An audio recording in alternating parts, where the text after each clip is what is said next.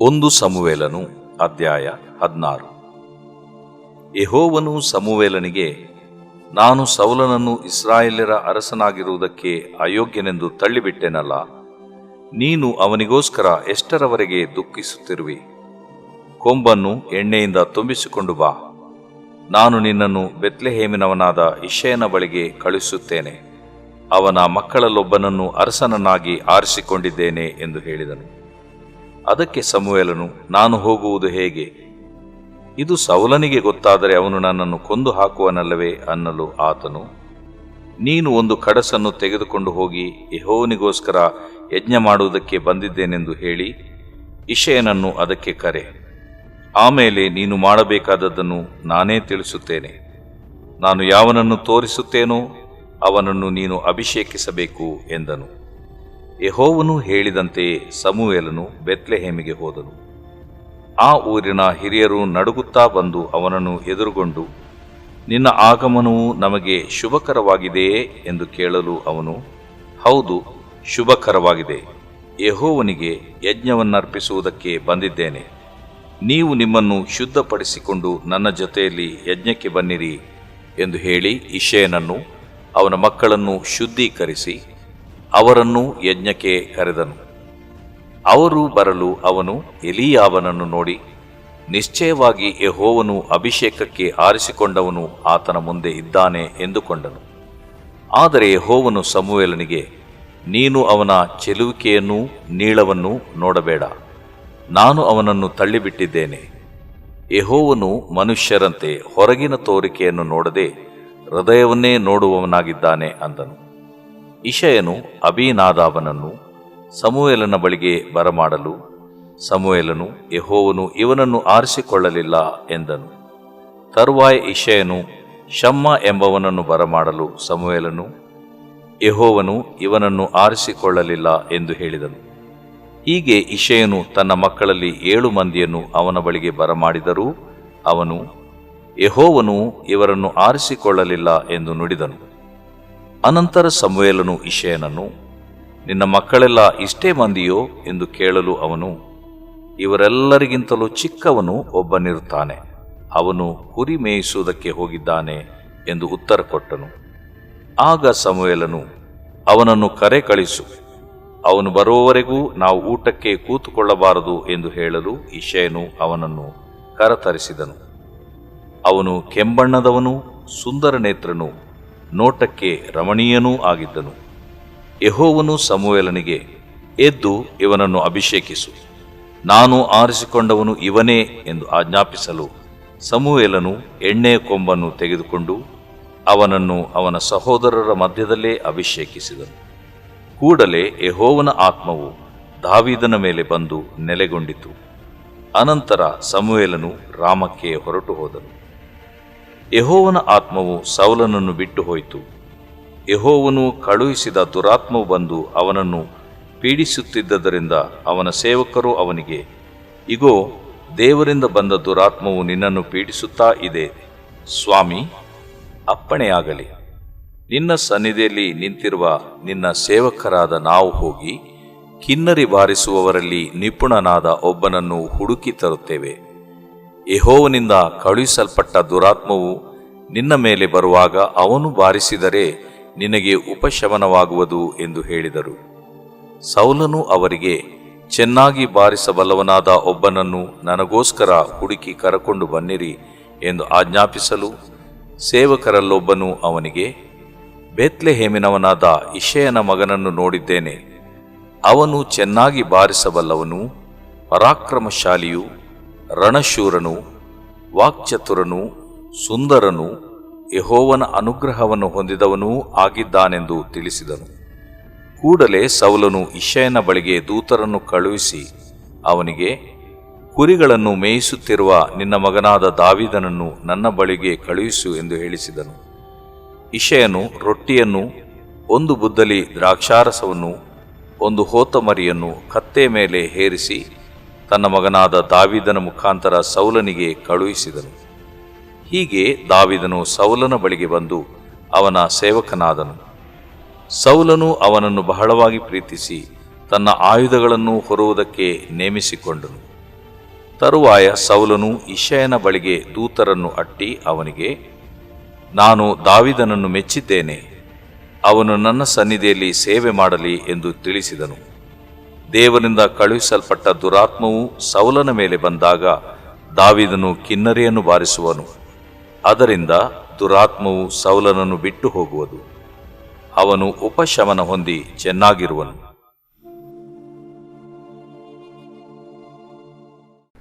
ದೇವರು ಪ್ರೀತಿಸುವ ಪ್ರೀತಿಯ ಬಿಗ್ ಜೆ ಟಿವಿ ಪ್ರಿಯ ವೀಕ್ಷಕರಿಗೆ ನಮ್ಮ ಕರ್ತನಾದ ಯೇಸು ಕ್ರಿಸ್ತನ ಹೆಸರಿನಲ್ಲಿ ನಿಮ್ಮನ್ನು ವಂದಿಸಿ ಸ್ವಾಗತ ಬಯಸುತ್ತಿದ್ದೇವೆ. ಬನ್ನಿರಿ, ಇಂದು ನಮ್ಮ ಅಧ್ಯಯನ ಮೊದಲನೇ ಸಮುವೇಲನ ಗ್ರಂಥ 16ನೇ ಅಧ್ಯಾಯ, the book of first Samuel and chapter 16.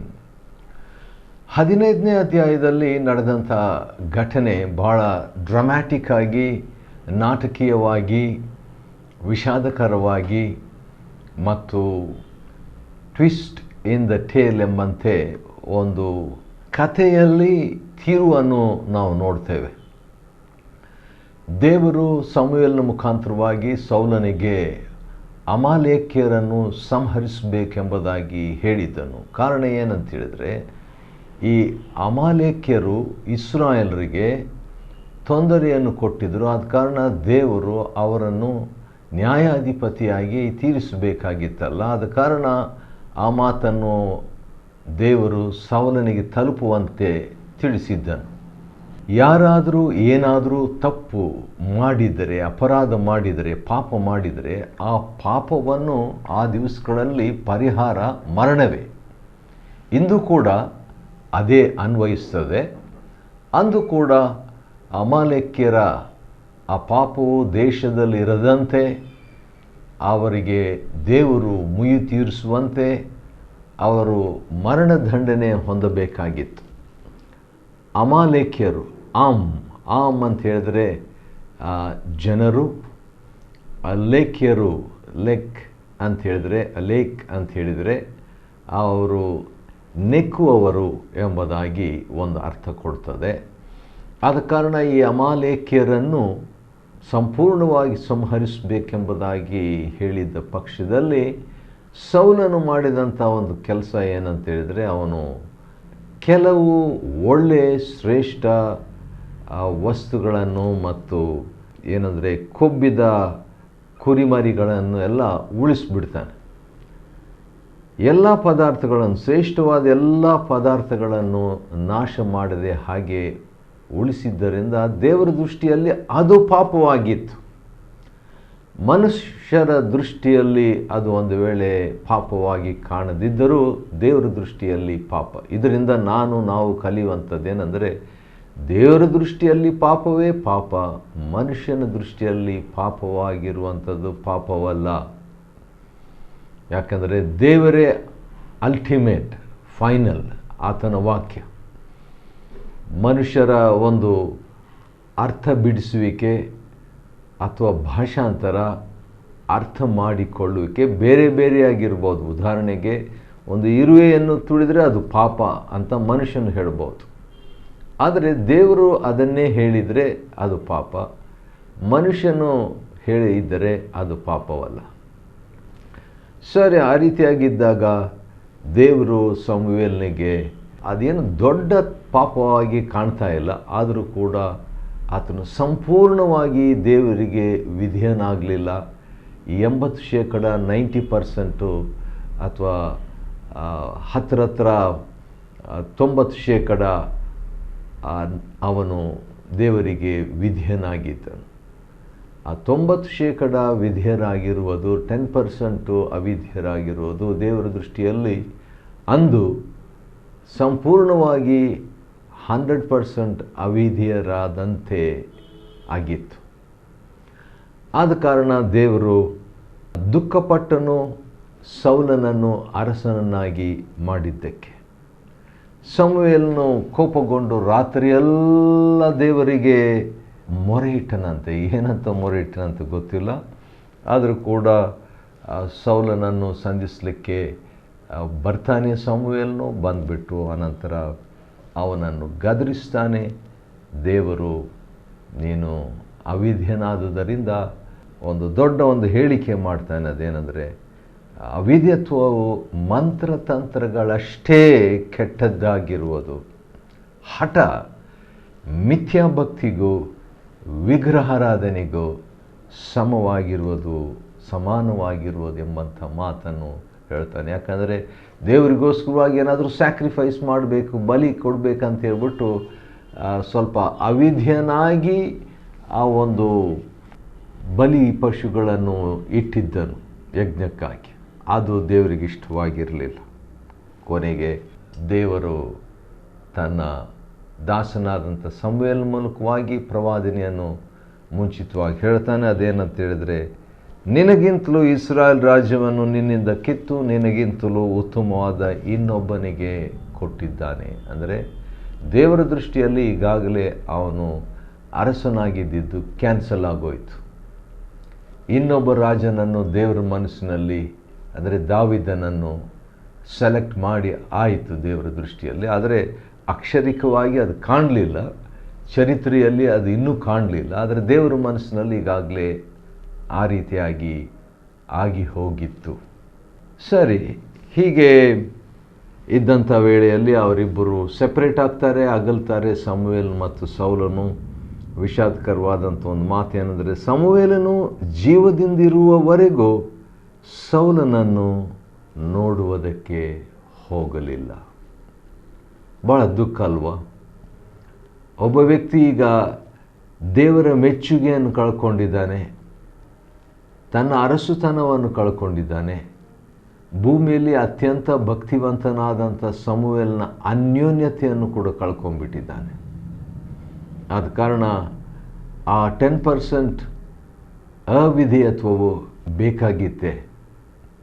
ಅದರಿಂದ ಬಂದಂಥ ಅನಾಹುತ ದೇವರನ್ನು ದುಃಖಪಡಿಸಿ, ದೇವರಿಂದ ಅನುಮೋದ ಹೊಂದದೆ, ದೇವರ ಯೋಜನೆಯವನಲ್ಲಿ ನೆರವೇರದೆ, ಮತ್ತೊಬ್ಬರಿಗೆ ಇವನ ರಾಜ್ಯವು ಹೋಗಿ ಮತ್ತು ಜೀವಮಾನವೆಲ್ಲ ದೇವರ ಭಕ್ತನನ್ನು ಕಾಣದಂಥ ಒಂದು ಅನ್ಯೂನ್ಯತೆ ಹೊಂದದಂಥ ಒಂದು ಪರಿಸ್ಥಿತಿ. ಮತ್ತು ಸಮುವೇಲನು ಅವನ ವಿಷಯದಲ್ಲಿ ದುಃಖಪಡ್ತಾ ಇದ್ದನಂತೆ. ಒಂದು ವಾಕ್ಯ ನನಗೆ ನೆನಪಿಗೆ ಬರುತ್ತಿದೆ, ಆದ ಕಾರಣ ಅದನ್ನು ನಾನು ಓದೋದು ಒಳ್ಳೆಯದಂತ ನನಗೆ ಅನಿಸ್ತದೆ. ಅದು ಇಬ್ರಿಯರಿಗೆ ಬರೆದ ಪತ್ರಿಕೆಯಲ್ಲಿರುವಂಥ ಒಂದು ವಾಕ್ಯ, 13ನೇ ಅಧ್ಯಾಯದಲ್ಲಿ ಇರುವಂಥ ಒಂದು ವಾಕ್ಯ. 17ನೇ ವಚನದಲ್ಲಿ, ನಿಮ್ಮ ಸಭಾನಾಯಕರ ಅಥವಾ ಆತ್ಮಿಕ ನಾಯಕರ ಮಾತನ್ನು ಕೇಳಿರಿ, ಅವರಿಗೆ ಅಧೀನರಾಗಿರಿ, ಅವರು ಲೆಕ್ಕ ಒಪ್ಪಿಸಬೇಕಾದವರಾಗಿ ನಿಮ್ಮ ಆತ್ಮಗಳನ್ನು ಕಾಯುವವರಾಗಿದ್ದಾರೆ, ಅವರು ವ್ಯಸನ ಪಡದೆ. ನಮ್ಮ ವಿಷಯದಲ್ಲಿ ಆತ್ಮಿಕ ಭಾರವನ್ನು ಹೊತ್ತಂಥವರು ವ್ಯಸನ ಪಡದೆ ಸಂತೋಷದಿಂದ ಇದನ್ನು ಮಾಡುವಂತೆ ನೋಡಿರಿ. 16ನೇ ಅಧ್ಯಾಯ, ಇಂದಿನ ನಮ್ಮ ಒಂದು ಅಧ್ಯಾಯನ ಬಹಳ ಚೇಂಜ್ ಆಗಿರುವಂಥ ಒಂದು ಸಂಗತಿ. ಸೌಲನಿಂದ ಈಗ ದಾವೀದನ ಕಡೆಗೆ ಫೋಕಸ್, ಕೇಂದ್ರ ಹೋಗುವಂಥದ್ದಾಗಿದೆ. ಯೆಹೋವನು ಸಮುವೇಲನಿಗೆ, ನಾನು ಸೌಲನನ್ನು ಇಸ್ರಾಯೇಲ್ರ ಅರಸನಾಗಿರುವುದಕ್ಕೆ ಅಯೋಗ್ಯನೆಂದು ತಳ್ಳಿಬಿಟ್ಟೆನಲ್ಲ, ಆದ ಕಾರಣ ನೀನು ಅವನಿಗೋಸ್ಕರ ಎಷ್ಟರವರೆಗೆ ದುಃಖಿಸುತ್ತಿರು. ಯಾಕಂದರೆ ಸಮುವೇಲನು ಭಾಳ ಸೂಕ್ಷ್ಮ ಹೃದಯವುಳ್ಳಂಥ ವ್ಯಕ್ತಿಯಾಗಿದ್ದನು, ಭಕ್ತನಾಗಿದ್ದನು. ಆದ ಕಾರಣ ಸೌಲನಿಗಾಗಿ ಅವನು ದುಃಖಿಸ್ತಾ ಇದ್ದಂತೆ. ಅಂದು ದೇವರು ಮಾತಾಡಿದಾಗ ಕೂಡ ಸಮುವೇಲನು ರಾತ್ರಿ ಎಲ್ಲ ದೇವರಿಗೆ ಮೊರೆ ಇಡ್ತಿದ್ದಂತೆ. ಏನಂತ ಮೊರೆ ಇಟ್ಟಿದ್ದಾನಂತೆ ಗೊತ್ತಿದ್ದಿಲ್ಲ. ದೇವರು ಹೇಳ್ತಾರೆ ಸಮುವೇಲನಿಗೆ, ಕೊಂಬನ್ನು ಎಣ್ಣೆಯಿಂದ ತುಂಬಿಸಿಕೊಂಡು ಬಾ, ನಾನು ನಿನ್ನನ್ನು ಬೆತ್ಲೆಹೇಮಿನವನಾದ ಇಷಯನ ಬಳಿಗೆ ಕಳಿಸ್ತೇನೆ, ಅವನ ಮಕ್ಕಳಲ್ಲೊಬ್ಬನನ್ನು ಅರಸನಾಗಿ ಆರಿಸಿಕೊಂಡಿದ್ದೇನೆ. ಸಿಂಹಾಸನದಲ್ಲಿ ಇನ್ನೂ ಸೌಲನು ಅರಸನಾಗಿ ಕೂತಿದ್ದಾನೆ. ದೇವರ ಸಿಂಹಾಸನದಲ್ಲಿ ದೇವರು ಕೂತು ಮತ್ತೊಬ್ಬ ವ್ಯಕ್ತಿಯನ್ನು ಈಗಾಗಲೇ ಆಯ್ಕೆ ಮಾಡಿದ್ದು ಆಯಿತು. ಜನರಿಗೂ ಅದು ಗೊತ್ತಾಗಲಿಲ್ಲ, ಸಮುವೇಲನಿಗೂ ಅದು ಗೊತ್ತಾಗಿರಲಿಲ್ಲ ಯಾರಂತ. ಮತ್ತು ಇಷಾಯನಿಗೂ ಗೊತ್ತಿರಲ್ಲ ತನ್ನ ಮಕ್ಕಳಲ್ಲಿ ಒಬ್ಬನು ಅರಸನಾಗಿಬಿಟ್ಟಿದ್ದಾರೆ ಅಂತ ಹೇಳ್ಬಿಟ್ಟು ದೇವರ ದೃಷ್ಟಿಯಲ್ಲಿ. ಆದ ಕಾರಣ ದೇವರಿಗೆ ನಾವು ಹತ್ತಿರವಾಗಿದ್ದರೆ, ಯಾರೋ ಒಬ್ಬರು ಹೇಳಿದಂಥ ಮಾತು ನಾನು ಹೇಳ್ತಿದ್ದೀನಿ, ದೇವರ ಹೃದಯಕ್ಕೆ ಹತ್ತಿರವಾಗಿ ನಾವು ಇದ್ದರೆ ದೇವರ ಆಲೋಚನೆಯನ್ನು ಕೂಡ ನಾವು ತಿಳ್ಕೊಳ್ತೀವಂತೆ. ದೇವರ ಹೃದಯಕ್ಕೆ ಹತ್ತಿರವಾಗಿದ್ದರೆ ದೇವರ ಪ್ರತಿಕ್ರಿಯೆ, ದೇವರ ಉದ್ವೇಗ, ದೇವರ ಮನಸ್ಸು, ದೇವರ ಇಷ್ಟ, ಇವುಗಳನ್ನೆಲ್ಲ ನಾವು ತಿಳ್ಕೊಳ್ತೇವೆ.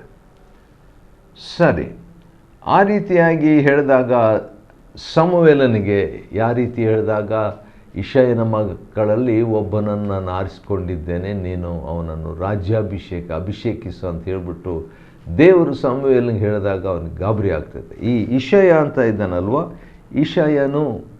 ಇಷಯ ದಾವೀದನ ತಂದೆ ಹೆಸರು. ಇಷಯ ಅಂತೇಳಿದರೆ ನಿಲ್ಲುವವನು, ಸ್ಥಾಪಿಸುವವನು ಮತ್ತು ನೆಲೆಸಿರುವವನು ಎಂಬ ಅರ್ಥ ಇಷಯನು. ಈ ಇಷಯನು ಈಗ ನಿಲ್ಲುವವನಾಗಿ, ಸ್ಥಾಪಿಸುವವನಾಗಿ ಮತ್ತು ನೆಲೆಸುವವನಾಗಿ ದೇವರು ಮಾಡಲಿಕ್ಕೆ ಇದ್ದಾನೆ. ಅವನ ವಿಷಯದಲ್ಲಿ ಒಂದು ಯೋಜನೆ, ಅವನ ಕುಟುಂಬದ ಬಗ್ಗೆ ದೇವರು ಒಂದು ದೊಡ್ಡ ಯೋಜನೆ ಇಟ್ಟಿದ್ದಾನೆ. ಅದನ್ನು ನಾವು ನೋಡೋಣ. ಅದಕ್ಕಿಂತ ಮುಂಚೆ ಸಮುವೇಲನ ಒಂದು ಮಾತು ದೇವರಿಗೆ ಹೇಳ್ತಾನೆ. ಅದೇನಂತ ಹೇಳಿದರೆ, ನಾನು ಹೋಗುವುದು ಹೇಗೆ? ದೇವರು ಸಮುವೇಲನಿಗೆ ಇಷಯನ ಮಗನಲ್ಲಿ ಒಬ್ಬರಿಗೆ ಹೋಗಿ ಅಭಿಷೇಕ ರಾಜನನ್ನಾಗಿ ಮಾಡಂತ ಹೇಳಿದಾಗ ಸಮುವೇಲನಿಗೆ ದೇವರಿಗೆ ನಾನು ಹೇಗೆ ಹೋಗಲಿ? ಇದು ಸೌಲನಿಗೆ ಗೊತ್ತಾದರೆ, ಯಾಕಂದ್ರೆ ಸೌಲನ ಮನಸ್ಸು, ಸೌಲನ ಒಂದು ಕ್ಯಾರೆಕ್ಟರ್, ಸೌಲನ ಒಂದು ಪ್ರತಿಕ್ರಿಯೆ, ಸ್ವಭಾವ ಸಮುವೇಲನಿಗೆ ಚೆನ್ನಾಗಿ ಗೊತ್ತಿತ್ತು. ಇದು ಸೌಲನಿಗೆ ಗೊತ್ತಾದರೆ ಅವನು ನನ್ನನ್ನು ಕೊಂದು ಹಾಕುವನಲ್ಲವೇ? ಸಮುವೇಲನು ಮುದುಕನಾಗಿದ್ದ ನಿಜ, ಆದರೂ ಕೂಡ ಮುದುಕನನ್ನು ಕೊಂದು ಹಾಕಬಹುದು ಎಂಬಂಥ ಭಯ ವೃದ್ಧನಾದಂಥ ಸಮುವೇಲನಿಗೆ ಆ ಒಂದು ಭಯ ಇತ್ತು. ನಿಜಕ್ಕೂ ಸಮುವೇಲನ ಏನು ಮಾಡಬೇಕಾಯಿತು? ದೇವರು ಹೇಳಿದ ಮೇಲೆ ಆಯಿತು, ಅದು ದೇವ್ರ ಪ್ರಾಬ್ಲಮ್, ನಾನು ಹೋಗ್ತೀನಿ ಎಂಬುದಾಗಿ ಹೋಗಬೇಕಾಗಿತ್ತು. ಆದರೆ ಸಮುವೇಲನ ಏನು ಮಾಡ್ತಾನೆ? ಒಂದು ಪ್ರಶ್ನೆ ದೇವರಿಗೆ ಕೇಳ್ತಾನೆ. ಒಂದು ಸ್ವತಂತ್ರ ಅವನಿಗಿದೆ ದೇವರನ್ನು ಪ್ರಶ್ನಿಸುವುದಕ್ಕೆ. ನನ್ನನ್ನು ಕೊಂದು ಹಾಕುವನಲ್ಲವೇ ಅನ್ನಲು ದೇವರು ಏನು ಹೇಳ್ತಾನೆ? ನೀನು ಒಂದು ಕಡಸನ್ನು ತೆಗೆದುಕೊಂಡು ಹೋಗಿ ಏನಂತ ಮಾಡು, ಯೆಹೋವನಿಗೋಸ್ಕರ ಯಜ್ಞ ಮಾಡುವುದಕ್ಕೆ ಬಂದಿದ್ದೇನೆಂದು ಹೇಳಿ ಇಷಯನನ್ನು ಅದಕ್ಕೆ ಕರೆ. ಇಷ್ಟೇ ದೇವರು ಹೇಳೋದು. ಸರಿ, ಕೊಂದು ಹಾಕ್ತಾನಂತ ಭಯ ನಿನಗಿದೆಯಲ್ವ, ಹಾಗಾದರೆ ನಾನು ಒಂದು ಯಜ್ಞ ಮಾಡುವುದಕ್ಕೆ ಬಂದಿದ್ದೇನಂತ ಹೇಳ್ಬಿಟ್ಟು ಇಷಯನನ್ನು ಕರಿ, ಅಷ್ಟೇ. ಈಗ ದೇವರು ಅವನನ್ನು ಗದರಿಸಬಹುದಾಗಿತ್ತು. See the diplomacy of God. ದೇವರ ಒಂದು ತಟಸ್ಥತನ ಅಥವಾ ನಾಜೂಕು, ಆತನಲ್ಲಿದ್ದಂಥ ಒಂದು ಚಾಣಕ್ಯತನ ಇಲ್ಲಿ ನಾವು ನೋಡ್ತೇವೆ. ದೇವರು ಯಾವ ರೀತಿಯಾಗಿ ಒಂದು ರೀತಿಯಿಂದ ಬಿಟ್ಟುಕೊಡುವಂಥ ಒಂದು ಸ್ವಭಾವ. ಸೇವಕನನ್ನು ಗದರಿಸ್ತಾ ಇಲ್ಲ, ನಾನು ದೇವರಲ್ವಾ, ನನಗೆ ಗೊತ್ತಿಲ್ವಾ ಅದು, ನನಗೆ ಯಾಕೆ ಹೇಳ್ತೀಯ, ಹಾಗೆಲ್ಲ ದೇವರು ಹೇಳಿಲ್ಲ. ಆಯಿತು, ಅವನು ನಿನ್ನನ್ನು ಕೊಲ್ಲಬೇಕಂತ ಸೌಲನಿದ್ದರೆ ನೀನು ಹೋಗಿ ನಾನು ಯಜ್ಞಕ್ಕೆ ಬಂದಿದ್ದೇನೆ ಅಂತ ಹೇಳ್ಬಿಟ್ಟು ಹೋಗಿ ಹೇಳು ಅಂತ ಹೇಳ್ಬಿಟ್ಟು ದೇವರು ಹೇಳ್ತಿದ್ದಾನೆ. ಆಮೇಲೆ ನೀನು ಮಾಡಬೇಕಾದದ್ದು ನಾನೇ ತಿಳಿಸ್ತೇನಂತ ದೇವರು ಸಸ್ಪೆನ್ಸ್ನಲ್ಲಿ ಬೇರೆ ಸಮುವೇಲನನ್ನು ಇಡ್ತಾನೆ, ಯಾರಂತ ಹೇಳಲ್ಲ. ಆದ ಕಾರಣ ದೇವರು ಹೇಳಿದಂತೆ, ಯೆಹೋವನು ಹೇಳಿದಂತೆ ಸಮುವೇಲನು ಬೇತ್ಲೆಹೇಮಿಗೆ ಹೋದನು. ಊರಿನ ಹಿರಿಯರು ಈಗ ಭಯಪಡ್ತಾರೆ, ಏನಪ್ಪ ಸಮುವೇಲನು ಬಂದಿದ್ದಾನೆ ಅಂತೇಳ್ಬಿಟ್ಟು ಒಂದು ಭಯ ಇರ್ತಿತ್ತು. ಯಾಕಂದರೆ ದರ್ಶಿ ಭಾಳ ಅಪರೂಪವಾಗಿ ಬರೋದು, ಅದು ಸ್ಪೆಷಲಾಗಿ ಅವ್ರ ಊರಿಗೆ ಬಂದ ಮೇಲೆ ಕೇಳ್ತಾರೆ ಹಿರಿಯರು, ನಿನ್ನ ಒಂದು ಬರುವಿಕೆ ಶುಭಕರವಾಗಿದೆಯೋ ಅಂತ ಹೇಳಿದಾಗ, ಹೌದು ಶುಭಕರವಾಗಿದೆ, ನಾನು ದೇವರಿಗೆ ಯಜ್ಞವನ್ನು ಅರ್ಪಿಸುವುದಕ್ಕಾಗಿ ಬಂದಿದ್ದೇನೆ ಅಂತ ಹೇಳ್ತಾನೆ. ಅದ ಕಾರಣ ಹೇಳಿ ಇಷಯನನ್ನು ಅವನ ಮಕ್ಕಳನ್ನು ಶುದ್ಧೀಕರಿಸಿ ಅವರನ್ನು ಯಜ್ಞಕ್ಕೆ ಕರೀತಾನ್ರಿ. ಕರೆದಾಗ ಅವರು ಬಂದರು. ಅದರಲ್ಲಿ ಎಲಿಯಾಬನನ್ನು ನೋಡಿಬಿಟ್ಟು ಸಮುವೇಲ್ ಅಂದ್ಕೊಳ್ತಾನೆ, ನಿಶ್ಚಯವಾಗಿ ಇವನೇ ಇರಬೇಕು ದೇವರು ಆರಿಸ್ಕೊಂಡಿದ್ದಂಥ ರಾಜನು ಅಂತ ಹೇಳ್ಬಿಟ್ಟು. ಆ ರೀತಿಯಾಗಿ ಅಂದುಕೊಂಡಾಗ ಏನಾಯಿತು, ಎಲಿಯಾಬ ಅಂತ ಹೇಳಿದ್ರೆ ಗಾಡ್ ಆಫ್ ಹಿಸ್ ಫಾದರ್, ಅವನ ತಂದೆಯ ದೇವರು ಎಂಬ ಅರ್ಥ ಅದು. ಆದ ಕಾರಣ ನಿಶ್ಚಯವಾಗಿ ಯೆಹೋವನ ಅಭಿಷೇಕಕ್ಕೆ ಆರಿಸಿಕೊಂಡಂಥವನು ಇವನೇ ಇರಬೇಕಂತ ಹೇಳಿದಾಗ ದೇವರು ಸಮುವೇಲನಿಗೆ ಹೇಳ್ತಾನೆ ಏನಂತ, ನೀನು ಅವನ ಚೆಲುವಿಕೆಯನ್ನು ನೀಳವನ್ನು ನೋಡಬೇಡ, ನಾನು ಅವನನ್ನು ತಳ್ಳಿಬಿಟ್ಟಿದ್ದೇನೆ. ಯೆಹೋವನು ಮನುಷ್ಯರಂತೆ ಹೊರಗಿನ ತೋರಿಕೆಯನ್ನು ನೋಡದೆ ಹೃದಯವನ್ನೇ ನೋಡುವವನಾಗಿದ್ದಾನೆ ಅಂತ ಹೇಳ್ತಾನೆ. ಇಷಯನ ಮಗನಾದಂಥ ಮೊದಲನೇವನು ಎಲಿಯಾಬನ ದೇವರು ಇಲ್ಲ ಅಂತ ಹೇಳ್ತಾನೆ. ಎರಡನೇವನು ಬರ್ತಾನೆ, ಎರಡನೇವನ ಹೆಸರು ಅಭಿನಾದಾಬನು. ಅಭಿ ಅಂತ ಹೇಳಿದ್ರೆ ತಂದೆ, ನಾದಾಬ್ ಅಂತ ಹೇಳಿದ್ರೆ ಉದಾರತ್ವದ ತಂದೆ ಎಂಬಂಥ ಹೆಸರಿರುವಂಥ ಈ ವ್ಯಕ್ತಿ ಬಂದರೆ ಇಲ್ಲ, ದೇವ್ರು ಹೇಳ್ತಾನೆ ಇವನನ್ನು ನಾನು ಆರಿಸ್ಕೊಡಿ. ಮೂರನೇವನು ಬರ್ತಾನೆ ಶಮ ಅಂತ ಹೇಳಿದರೆ ಆಶ್ಚರ್ಯ, ಮತ್ತು ಇನ್ನೊಂದು ಅರ್ಥ ವ್ಯರ್ಥ ಎಂಬಂಥದ್ದು, ಹಾಳು ಅಂತ ಕೂಡ ಬರ್ತದೆ, ಹಾಳು ಮಾಡುವವನು ಅಂತ ಕೂಡ ಬರ್ತದೆ. ಅಂಥ ಒಬ್ಬ ವ್ಯಕ್ತಿ ಬಂದಾಗ ದೇವ್ರು ಹೇಳ್ತಾನೆ ಇಲ್ಲ ಅಂತ. 7 ಮಕ್ಕಳು 1 by 1 7 ಜನ ಬರ್ತಾರೆ, 7 ಜನರನ್ನು ದೇವರು ಇಲ್ಲ ಅಂತ ಹೇಳ್ತಾನೆ. ಇನ್ನೂ ಯಾರು ಮಕ್ಕಳಿಲ್ವಾ ಅಂತ ಹೇಳ್ಬಿಟ್ಟು ಸಮುವೇಲನು ಇಷಯನ ಕೇಳಿದಾಗ ಹೌದೌದು ಒಬ್ಬನಿದ್ದಾನೆ, ಅವನು ಇವರೆಲ್ಲರಿಗಿಂತಲೂ ಚಿಕ್ಕವನು, ಅವನು ಕುರಿ ಮೇಯಿಸೋದಕ್ಕೆ ಹೋಗಿದ್ದಾನಂತ. ತಂದೆ ಕೂಡ ಒಂದು ವೇಳೆ ಮರ್ತು ಬಿಟ್ಟಿದ್ದಾನೆ ಈ ಲಾಸ್ಟ್ ಮಗನನ್ನು. ಕಡೆಗೆ ಅವನ್ನ ಕರ್ಕೊಂಡು ಬಂದರೆ ಅವನು ಬರೋ ತನಕ ನಾವು ಊಟ ಮಾಡಬಾರ್ದು ಎಂಬಂಥ ಒಂದು ಪ್ರಿನ್ಸಿಪಲ್ ಸಮುವೇಲನಿಗಿತ್ತು. ಕಡೆಗೆ ಅವನು ಕರೆದ್ರು, ನೋಡಿದರೆ ದಾವಿದನೇ ಅವನು. ದಾವಿದ ಅಂದರೆ ಪ್ರಿಯನು ಅಂತ ಅರ್ಥ, ಆ ಹೆಸರಿನ ಅರ್ಥ. ಅವನನ್ನು ಅಭಿಷೇಕಿಸಿದನು ಸಮುವೇಲ. ಕೂಡಲೇ ದೇವರಾತ್ಮನು ದಾವಿದನ ಮೇಲೆ ಬಂತು. ಸಮುವೇಲನು ಹೊರಟೋಗ್ತಾನೆ ರಾಮಕ್ಕೆ. ಯೆಹೋವನ ಆತ್ಮವು ಸೌಲನನ್ನು ಬಿಟ್ಟು ಹೋಯಿತು. ಬೇರೊಂದು ದುರಾತ್ಮ ದೇವರಿಂದ ಬಂದು ಈ ಸೌಲನನ್ನು ಬಾಧಿಸಿತು. ಅದಕ್ಕೆ ಪರಿಹಾರನೂ ದಾವಿದನೇ. ಯಾವ ರೀತಿ ಅಂತ ಹೇಳ್ಬಿಟ್ಟು ನಾವು ಅನಂತರ ನೋಡಿಕೊಳ್ಳೋಣ. 1 ಸಮುವೇಲ 16ನೇ ಅಧ್ಯಾಯ ಅಧ್ಯಯನ ಮಾಡಿಕೊಳ್ಳುವಂತೆ ದೇವರು ಕೊಟ್ಟ ಕೃಪೆಗಾಗಿ ದೇವ್ರಿಗೆ ಸ್ತೋತ್ರವಾಗಲಿ. ದೇವರು ನಿಮ್ಮನ್ನು ಆಶೀರ್ವದಿಸಲಿ.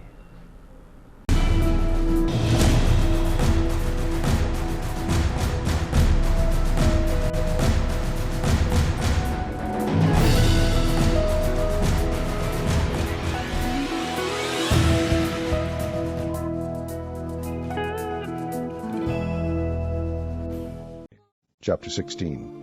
And the Lord said unto Samuel, How long wilt thou mourn for Saul, seeing I have rejected him from reigning over Israel? Fill thine horn with oil, and go. I will send thee to Jesse the Bethlehemite, for I have provided me a king among his sons. And Samuel said, How can I go? If Saul hear it, he will kill me. And the Lord said, Take an heifer with thee, and say, I am come to sacrifice to the Lord. And call Jesse to the sacrifice, and I will shew thee what thou shalt do. And thou shalt anoint unto me him whom I name unto thee. And Samuel did that which the Lord spake, and came to Bethlehem. And the elders of the town trembled at his coming, and said, Comest thou peaceably? And he said, Peaceably. I am come to sacrifice unto the Lord. Sanctify yourselves, and come with me to the sacrifice. And he sanctified Jesse and his sons, and called them to the sacrifice. And it came to pass, when they were come, that he looked on Eliab, and said, Surely the Lord's anointed is before him. But the Lord said unto Samuel, Look not on his countenance, or on the height of his stature, because I have refused him. For the Lord seeth not as man seeth. For man looketh on the outward appearance, but the Lord looketh on the heart. Then Jesse called Abinadab, and made him pass before Samuel. And he said, Neither hath the Lord chosen this. Then Jesse made Shammah to pass by, and he said, Neither hath the Lord chosen this. Again Jesse made 7 of his sons to pass before Samuel. And Samuel said unto Jesse, The Lord hath not chosen these. And Samuel said unto Jesse, Are here all thy children? And he said, There remaineth yet the youngest, and behold, he keepeth the sheep. And Samuel said unto Jesse, Send and fetch him, for we will not sit down till he come hither. And he sent and brought him in. Now he was ruddy, and withal of a beautiful countenance, and goodly to look to. And the Lord said, Arise, anoint him, for this is he.